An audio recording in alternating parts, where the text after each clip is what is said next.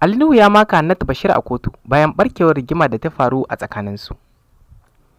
Shahararren jarumin Kannywood din nan kuma shugaba a masana'antar ma'ana Ali Nuhu ya samu sabanin fahimta da shi da wata jaruma da ake wa lakabi da Hannatu Bashir.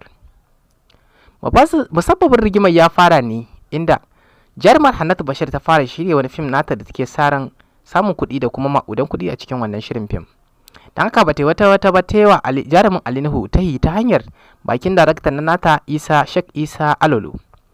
Ta fara da tambayar Sheikh Isa Alolon da cewa dan Allah ya taimaka ya gayyato mata Ali Nuhu domin ya shiga fim din nan ko tauraron fim din ta ƙara haskawa a matsayin sa na shugaban Kannywood kuma wanda tauraron su ke haskawa a halin yanzu. Bai wata bakwai shi ya faɗa wa jarumin ya faɗa wa Ali Nuhu cewa dan Allah idan ba zai damu ba Hannatu Bashir tana shirya wani fim kuma ana buƙatar Ali Nuhu da ya shiga. Dan haka Ali Nuhu ya faɗa musu cewa a halin yanzu shi baya garin Kano dan haka yana garin Abuja sai dai in za su iya jiran sai dawo sannan zai dora musu sin din a yace suke so da yardar Allah. Suka tambaye shi kamar haka cewa kamar yaushe ne yake ganin zai dawo. Ya ba su amsa da cewa to gaskiya ba zai samu dawowa ba fa sai 10 ga wata in za su iya jira. Ganin ba su da zaɓi kuma ba su da wani jarumi da za su sa ya mai gurbin Ali Nuhu ya sa suka ƙara jira suka ci gaba da haƙuri. 10 ga watan ta zo cikin taimakon Allah amma Ali Nuhu ba su gan shi ba.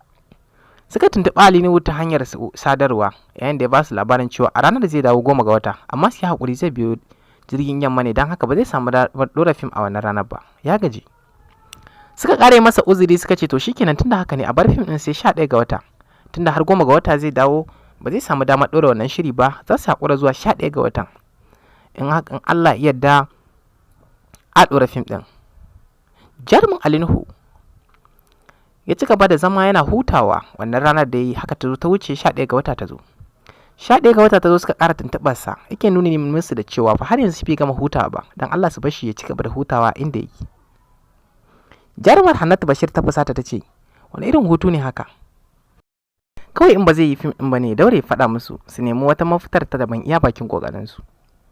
Faɗa mata hakan da yayi faɗa mai haka din da ta yi hakan ya fusata jarumin Ali Nuhu yayin da ya mai mata da martani kamar haka inda yake cewa shin ke baki da kunya ne ni zaki wa rashin kunya ki faɗa wa wannan maganar.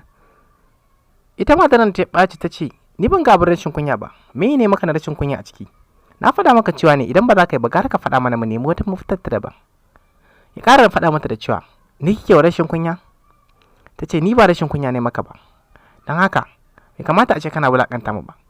Ta ƙara jero mai kamar yace al'amarin ya faru kamar yace muka faɗa muku a farkon wannan bidiyo inda ta bashi labarin cewa ga fa yace abin ya wakana tun ga lokacin da suke so su dauki wannan fim nasu bai kamata a ce sun faɗa mai yana ci gaba da ja masa aji ta hanyar haye masa haka da yake ba.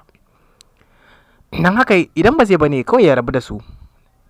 Bayan ta jira mai maganganun daki ya faɗa mata cewa to tabbas sai ta san waye hukuma akan wannan abu da yake dan sai ya dauki mummunan mataki akan ta kuma daga kanshi ba za ta ƙara wani jarumi makamancin abin da ta mai ba.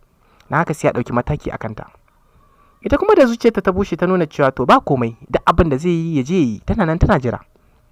Ya ƙara mai mata da sako kamar haka ni kike faɗa haka shin baki ji maganganun da nake faɗa miki bane to wallahi sai kin gani abin da zai faru kuma sai na dauki mataki na hukumanci a tsakare mu ne da ke dole kuma sai kin san me zai faru.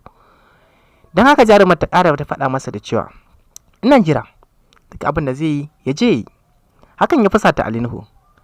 Suna zaune cikin location suna ci gaba da ɗaukan wannan shiri kowa yana himmatuwa kuma ana neman waye za a sa a gurbin Ali Nuhu ganin cewa ba zai fito a cikin wannan shiri ba.